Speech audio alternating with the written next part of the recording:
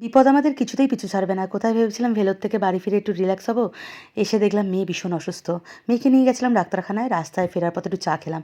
আর যেহেতু বড় ননদের বাড়ি একদমই কাছে, সেহেতু বড় ননদের বাড়িতে একটু সারপ্রাইজ দিতে চলে গেছিলাম। বড়দি বাড়িতে ছিল না ঠিকই, কিন্তু আমার ভাগনা অতিথি আপ্যায়নে কোনো ত্রুটি রাখেনি। বিশেষ করে বোন গেছে, বোনের পছন্দের খাবার মামার জন্য নিজের হাতে মাছ ভাজা, চিংড়ি ভাজা কি না করেছিল। জমি আড্ডা দিয়ে বাড়ি ফিরে দেখি আমাদের জন্য কেউ একজন কেক গিফট করেছে। তোমাদের তো বলতেই ভুলে গেছি, আজকের আমার ম্যারেজ অ্যানিভার্সারি। তার সাথে একটা সুন্দর গিফট। এই গিফটটা অবশ্য গৌতম আমাকে দিয়েছে।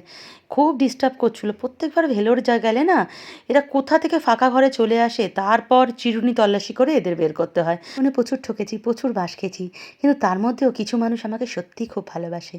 তার উদাহরণ এই কেকটা। নিজের হাতে আমার বিশেষ দিনটাকে বিশেষ করে দেওয়ার জন্যে এই কেকটা বানিয়ে পাঠিয়েছে। বর্তমানে আমাদের যা পরিস্থিতি, কেক কাটার মতো কোনো ইচ্ছাই ছিল না, কিন্তু ওর কথা ভেবে কেকটা আমরা কেটেছিলাম। মেয়েকে প্রচুর টেস্ট দিয়েছে। কাল থেকে একটা নতুন যুদ্ধ। নিজের সাথে মেয়েটাকেও সুস্থ করতে হবে।